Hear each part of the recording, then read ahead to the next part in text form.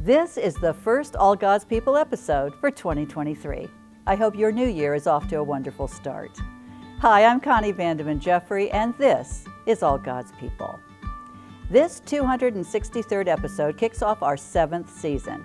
Since 2017, we have shared more than 700 stories from across our vast Pacific Union territory. From 5 states and 7 conferences with our over 218,000 members in 800 congregations, we have shared the good news, the hopeful news of our members, our pastors and leaders, our teachers and students, and our hospitals, clinics, and care centers. For me personally, I have found incredible hope in sharing these stories with you. And this year I'm looking forward to more stories of faith and resilience.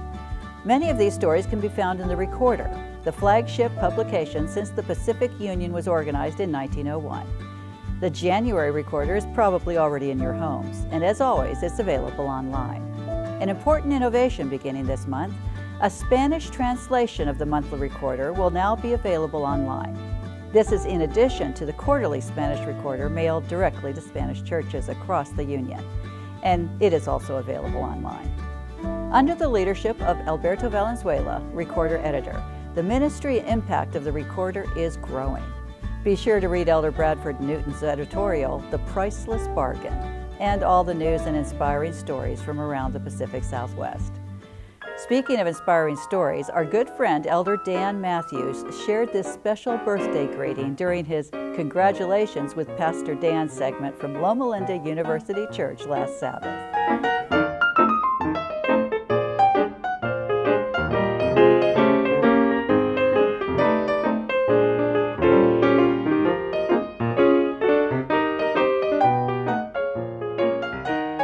And now I want you to meet Hazel Schultz.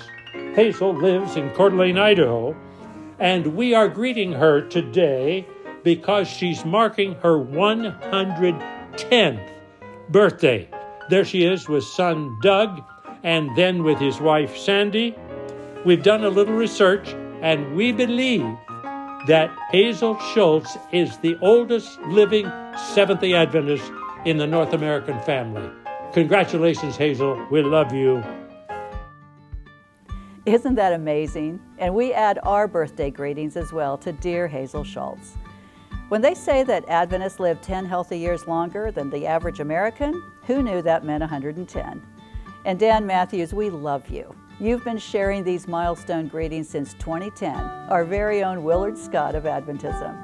Keep these milestones coming. Our greetings and blessings to you and Betsy.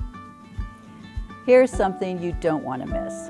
Whether you're an artist, filmmaker, graphic designer, musician, photographer, poet, songwriter, writer, or you just enjoy the arts, we want you to know about Inspire 2023. Inspire will be held February 17 to 19 in Phoenix, Arizona, and is sponsored by the Arizona Conference and the Pacific Union Conference of Seventh-day Adventists. It's a great time for Adventist creatives to collaborate and celebrate their God-given talents with live presentations, music, and more. The theme this year is Here by Design. You can register at the link in the description box.